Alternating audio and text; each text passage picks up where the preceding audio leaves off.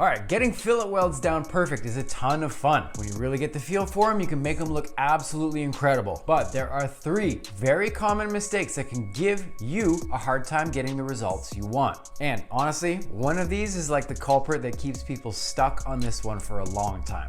All right, for an example, let's take a look at a photo from one of my online students in my program. This person here has been doing absolutely incredible lately. But you can see when we ran into the fillet joint, we ran into a few obstacles. It's all good. This example here is extremely common. And this is the first thing we're gonna work on today, and this is uneven or wobbly lines. That's right, wobbly. I learned that in school. This is exceptionally common with fillet joints, simply because the profile of this weld is gonna follow a joint, whether on a straight line on a piece of flat plate or going around a profile of a pipe or something like that. Trying to get the lines of this weld as straight as possible. This is something that helps you with the best looking consistency to this joint. When working on this one, if there's any type of inconsistency, always reflected on the lines of our weld. And when these fall out of place, sometimes they stand out like a sore thumb. Just take a look at this one here. You can see this one is just following a straight line, but even with the slightest deviation in consistency, this is gonna draw your eye right to it. As you can see with this example here, most things on this one don't look too bad overall. I think this student was about week 4 or week 5 in the program at this point.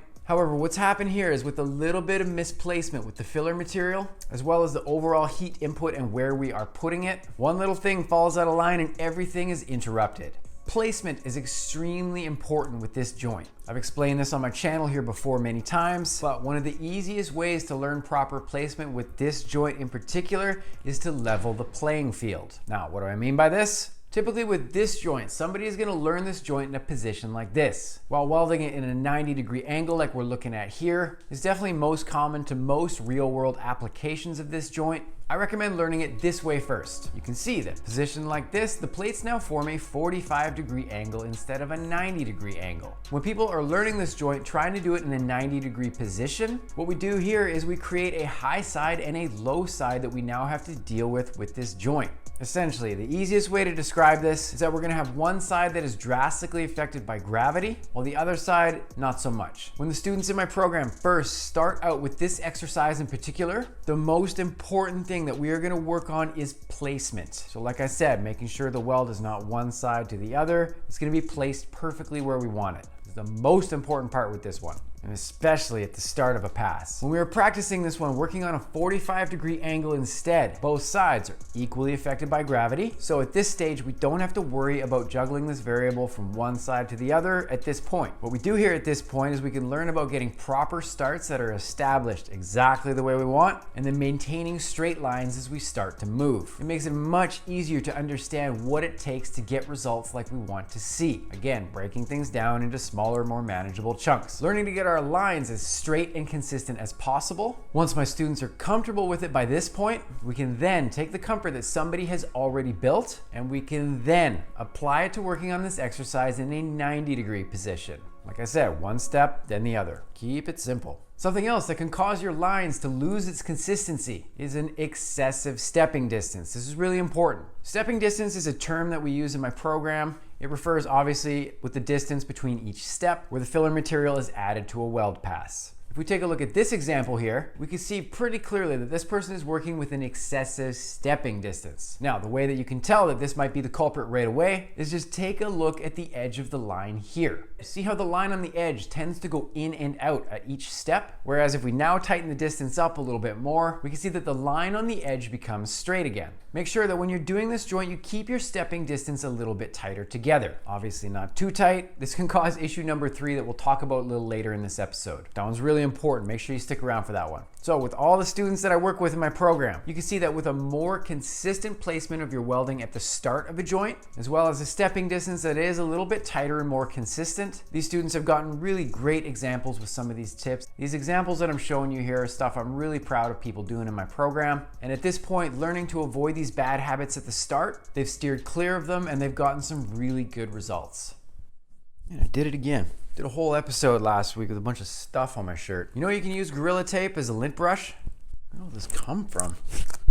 There you go, works like a charm. All right, back on track. All right, this second tip is extremely important. And when learning the fillet joint, this is inconsistency with your stop starts. Okay, let's take a look at a couple examples here. So in this example here, we can see a couple issues that are happening with the stop start. Again, completely fine. This is very common. Now, the issue with the stop start here is definitely causing some inconsistency to the overall look of things. Now, we've talked about this already. The name of the game with this joint is to have everything looking as consistent as we can get it. Any blemish or one area that isn't quite settled in correctly is going to stand out like a sore thumb. And like always, we've talked about how important the starts are to every one of these welds. So the next thing we have to do is create consistency when we connect our welds in the center. Now, connecting passes for perfect consistency is a really tricky thing to do, especially with this joint. But when somebody really nails this one, this is where we can get great looking results, as well as ensuring that we give ourselves a better chance at getting proper penetration. These areas with the stop starts are really tricky to do this. Essentially, the main idea of what we are after with this one is we want to have the start looking exactly the same as the rest of the pass that follows. When we have a start that hasn't really taken on the exact profile of what we want to get out of our actual full welding pass, everything is going to be really thrown off as we start moving.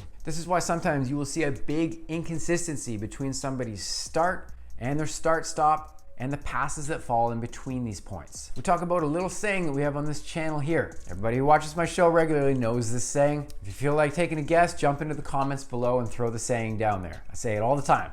Now, when it comes to our starts, that saying is fill and chill. So what I mean by this saying that I say all the time is we're gonna take an opportunity at the start of a weld. We're gonna add a little bit of filler material and giving it some time to fully establish itself. Now, to be honest, in the big picture, this window of time is like less than 10 seconds. But this small, extra little bit of time that somebody takes at the start, it makes a huge difference. What we're doing here is we wanna add a little bit of filler material. And whether you're working with this joint in a 45-degree position or a 90-degree position, you wanna take this chance to make sure that you can see exactly where the filler material settles. This is where point number one that we went over with placement comes in handy. If we have any kind of inconsistency or something's off with the overall placement, you're gonna get a great opportunity to see this happen at this stage here. Again, if it happens at the beginning, we have time to deal with it at this point. So use this brief window of time to get established, especially with a fillet joint. You're probably not gonna burn through. Given problems that people normally have with getting proper penetration with this joint, working your filler material into the joint at your starts, right at the beginning, in this little area here, this is gonna ensure that you get a proper chance at getting good penetration. Again, your stop starts are definitely areas you can have flaws with this factor.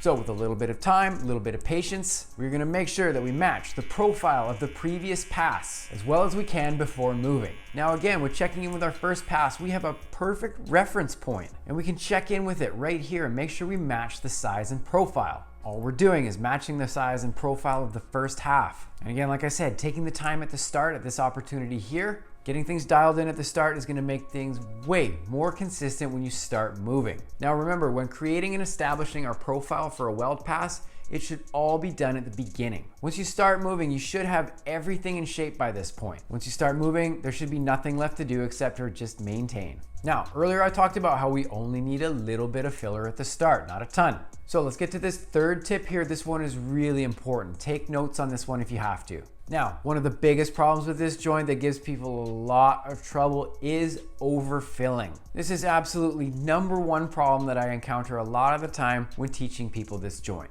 I've been over this briefly in a couple episodes before, but let's really dig into it here. All right, take a look at this example. Once again, we are looking at the start. You can see that excessive filler material has been added. So what this is gonna do is it's gonna start to block the overall heat input from achieving proper penetration down into the joint. Now, especially with our starts on the fillet joint, we want to make sure this does not happen. Very important with this one. We're gonna get much better chances for proper penetration like we talked about earlier, and the profile of the weld that follows is gonna remain much more consistent when you start moving. Now what happens is when somebody has overfilled the start of their fillet joint, especially with the stop starts, they're gonna be shooting themselves in the foot for consistency that will follow. So after working with me in my program, this student made some slight adjustments as far as filler material at the start of the passes and making sure they didn't overfill anything at the start. You can see the results that they got after only one session. This is awesome. So all of the graphics I've shown in this episode so far, these outline all of the most important things people need to pay attention to with this joint. So these are the PDF textbook pages that accompany this episode here. If you want these PDF textbook pages for yourself, you can download them in the description below. They're free, go get them. You can print them out, you can follow along watching this episode here again, and I guarantee you that this material is going to give you the best resources to take care of this problem while you're learning or looking to make some improvements to some skill that you may already have. This is just another thing I'd like to start doing on my channel. I want to give people the best resources to learn TIG welding, or if somebody's already got some skill, build on that skill. And when doing so, having the most fun possible. I talk about this all the time. TIG welding should be fun. Anything I can do to contribute to someone learning, I love doing that kind of stuff. So go download those PDF textbooks and watch this episode again. Follow along, it'll be fun. So we've been over 3 very, very important things with TIG welding technique here. Making sure that your setup is done equally as good.